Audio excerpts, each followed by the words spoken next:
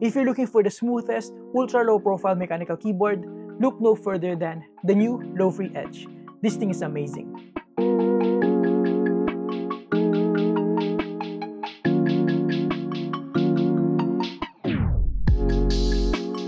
The Lo-Free Edge is a carefully designed and crafted mechanical keyboard with the goal of creating an ultra-thin and light mechanical keyboard without compromising on quality, typing experience, and performance. And I'm just flabbergasted at how Lo-Free was able to pull this off. As you can tell, I can even hold it with just 2 fingers.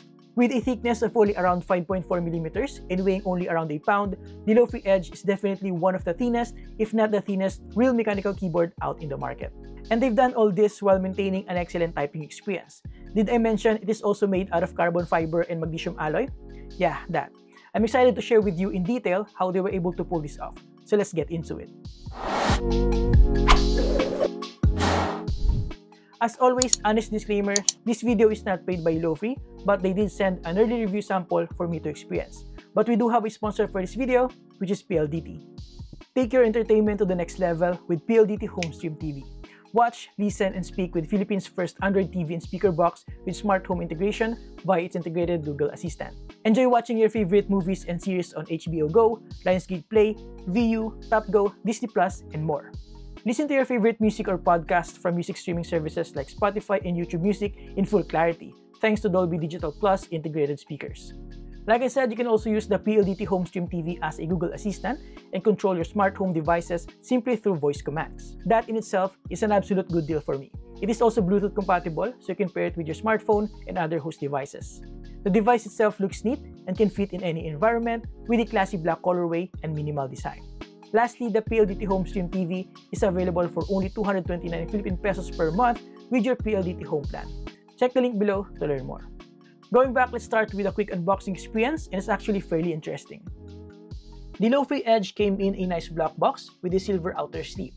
Inside the box, we have a small envelope that houses the paperwork. We have some quality certificates and the user manual. Next, we have a small accessory box that houses a premium-looking braided cable with a right-angled plug. Then, of course, we have the Lo-Free Edge itself.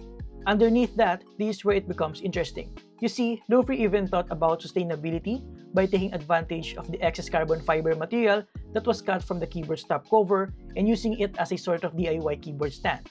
This adds to the overall experience and is a testament to Lo-Free's attention to detail. I don't think we can deny them that. By the way, I almost missed it, but we also have some locking clips here for the stand and a few accent keycaps. Now into the Lo-Free Edge keyboard itself. At first look and touch, the first thing that strikes me the most is the outstanding thinness and lightweight characteristic of this keyboard. I don't think I've held a true mechanical keyboard this thin. What I mean by that is a mechanical keyboard with legitimate mechanical keyboard switches. Yeah, there might be thinner keyboards than this, but those usually use membrane or scissor type switches. This one uses Skill's best low profile mechanical keyboard switch. More on that later though. As per specifications, it weighs 485 grams, but as per my testing, it's even lighter than that, at around 479.8 grams. And as I alluded to earlier, I can even pick this up using just 2 fingers. It even has minimal flex, considering that it doesn't have a positioning plate. I'm really getting ahead of myself here, but yeah, the way this keyboard is built is different. Now, looking from the top, we have a standard 75% layout here with some of the nav cluster keys, full function rows up top, and dedicated arrow keys all crammed in a compact form factor. The overall design has this sort of race car vibe with a dominant carbon fiber material for the top case. I've heard this keyboard was inspired by Porsche, and I can definitely see that here, especially when we take a look at its bottom and overall curves. The fonts partnered with the accent keycaps also help that theory. Flipping it at the back, we have the switch for power and Bluetooth connectivity. No 2.4 GHz connectivity though, more on that later. We also have the USB Type-C port here for charging and wired mode.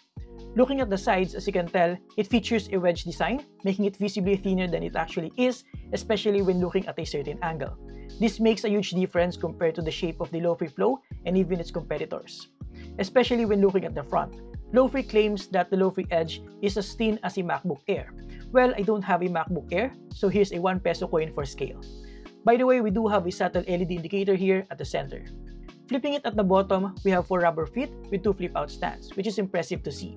And I don't know if you can see it, but at a certain angle, you may see a massive Lo-Free logo underneath the perforated design. And yeah, we also have a DeBose logo here on the side. I gotta say, even at this thinness, the low-free edge sounds and feels really nice. And the sound signature is really subtle too, perfect for school and office. It's amazing how they were able to pull this off. Speaking of that, let's talk about its construction. Honestly, I didn't want to mess up this good-looking keyboard, so I didn't tear it apart. But based on Lo-Free's product page, they're able to make it as thin as this by removing the typical positioning plate, silicone dampener, and PE foam completely. And also let go of the typically sought-after hot-swappable switches and settle with PCB soldered switches with integrated gaskets around the PCB. Well, honestly, I don't mind that decision at all. If a keyboard sounds and feels this good out of the box, I think there's no need to tinker with those components anymore. Not only that, but they're also able to come up with a set of durable PBT keycaps that are even thinner than what the Lo-Free Flow has, which is really impressive. The quality of the keycaps is also fairly good, with permanent die-sublimated legends. It has a thickness of around 0.9 to 1 mm.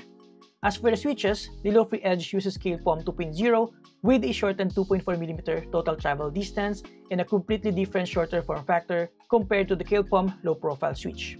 Both the switches and stabilizers are pre-lubed out of the factory. The stabilizers are very good, one of the best for a low-profile keyboard. But don't take my word for it, here's a quick sound test for you guys.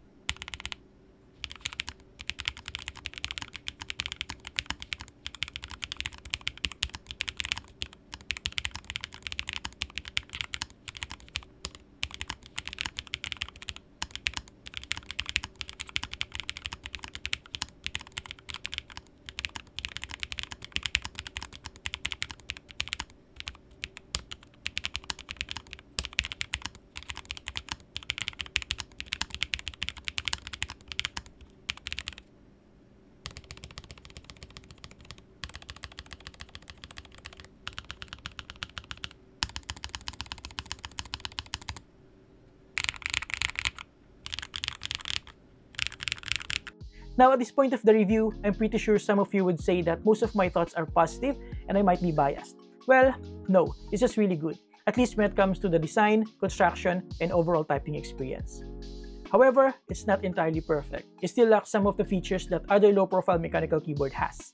First, as I alluded to earlier, it doesn't have 2.4 GHz connectivity, which is good for gaming.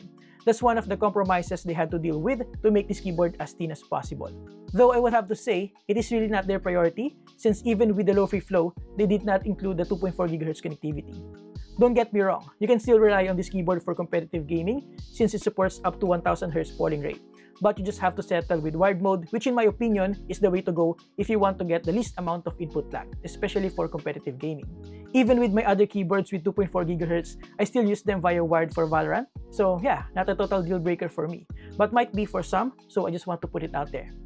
Another thing is when it comes to illumination, the keycaps are not shine-through and the LEDs are not that bright with limited lighting options.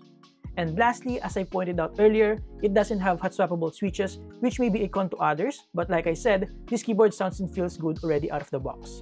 Now, it's safe to say that the Lo-Free Edge is more like a keyboard that is good and ready to go out of the box, rather than a keyboard that you can tinker with in terms of further customizations.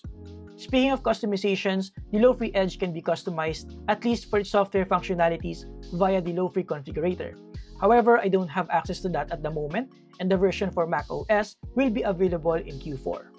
For battery life, it has 2000 mAh of battery that can last up to 130 hours with the lights off and can be charged for only around 3 hours.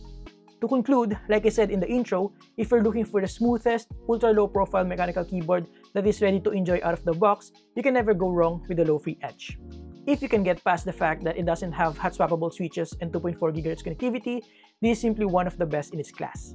I suggest you make your decision quicker though, as this is currently running at a huge discount via their Kickstarter campaign. I'll put some links below if you're interested. And there you have it guys, thank you for watching, huge thanks to Lo-Free for sending this in, and to PLDT for sponsoring this video. You can learn more about the PLDT Stream TV all-in-one Android TV box and speaker by clicking the link below. Thank you for watching, subscribe if you appreciate this video, and see you next time. Have a great day guys, you're awesome!